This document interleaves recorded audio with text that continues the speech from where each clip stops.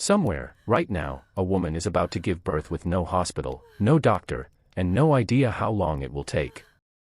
That isn't a scene from the distant past. It's a scene that repeated itself, largely unchanged, for roughly 300,000 years. No epidurals. No ultrasounds. No emergency surgery if something went wrong.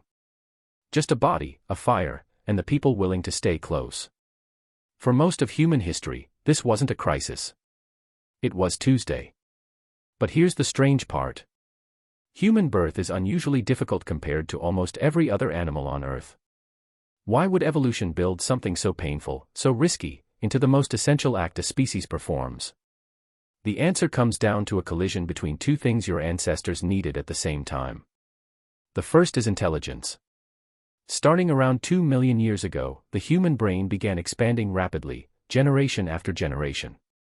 A bigger brain meant a bigger skull. And a bigger skull needs more room to pass through the birth canal. The second is posture.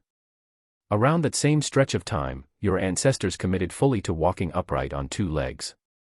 Anthropologists call this bipedalism. But an upright pelvis can only get so wide before walking and running become inefficient and dangerous.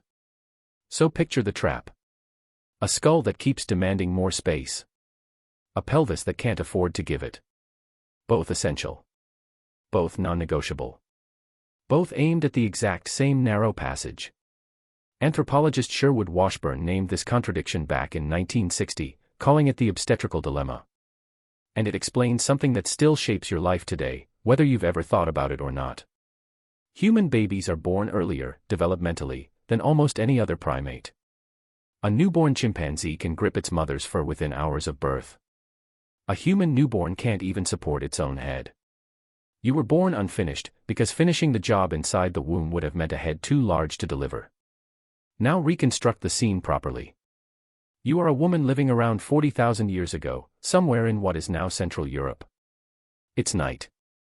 A fire burns low near the entrance of your shelter. And already, without being asked, the other women of your group have gathered close. This wasn't unusual. It wasn't even a choice, really. Birth simply didn't happen behind a closed door. Anthropologist Wenda Trevathan spent much of her career studying birth across dozens of cultures, and she proposed something called the theory of obstetric assistance. Because human labor is so mechanically difficult, and because babies typically descend facing backward relative to the mother, ancient women likely could not deliver safely in complete isolation. They needed hands nearby. Not medical hands. Just present ones. Someone to catch a slippery newborn before it hit the ground. Someone to say, almost there, keep breathing. This is why, across nearly every hunter-gatherer society ever documented, birth is a shared event, not a private one. Anthropologist Marjorie Shostak recorded this directly while living among the Jew/Hoansi, a hunter-gatherer people of the Kalahari Desert. Her landmark account of a woman named Nisa captured birth in raw, unfiltered detail. The fear. The pain. And also the calm, practical presence of experienced women guiding a first-time mother through it. The archaeological record adds something heavier to this picture. At a site called Dolní Věstonice, in what is now the Czech Republic, researchers uncovered the remains of a young woman buried roughly 26,000 years ago, evidence suggesting a connection to childbirth and the loss that sometimes came with it. Her grave was elaborate. Deliberate. Marked with red ochre pigment, a mineral pigment used ceremonially by many ancient cultures.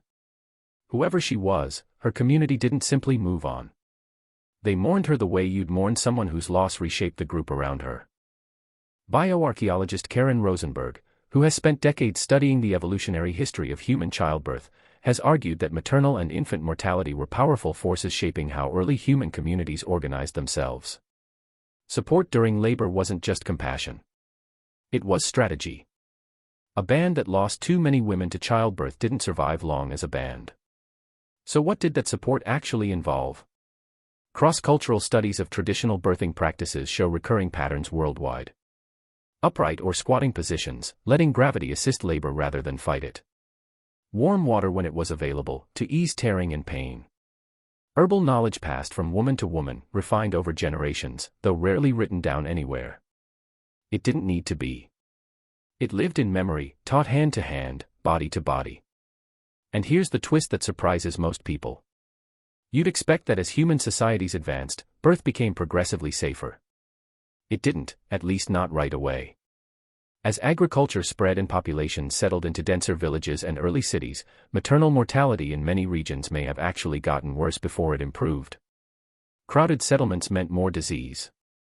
Rigid social structures sometimes isolated women during labor instead of surrounding them, the opposite of what small, mobile hunter-gatherer bands had relied on for millennia. In other words, becoming more civilized didn't automatically make birth safer. In some ways, for a long stretch of history, it made things worse.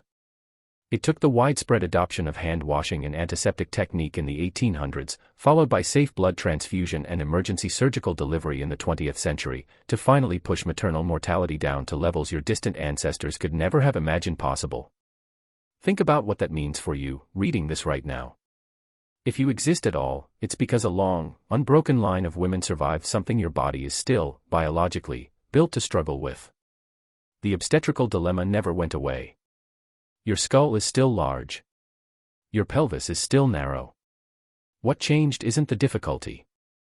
What changed is what surrounds you when it happens. You traded a circle of women around a low fire for a delivery room with monitors and trained specialists standing by. Different setting. Same ancient tension between a growing brain and an upright body, still playing out exactly as it has for 2 million years. And maybe that's the real lesson buried in all of this. Birth was never designed to be faced completely alone. Not 40,000 years ago, and arguably not now. The instinct to gather around someone in that moment, to hold a hand, to whisper that they're almost there, isn't a modern comfort humans invented recently. It might be one of the oldest instincts your species has. Somewhere, right now, a woman is about to give birth with no hospital, no doctor, and no idea how long it will take. But if the last 300,000 years are any indication, she was never really meant to face it by herself in the first place.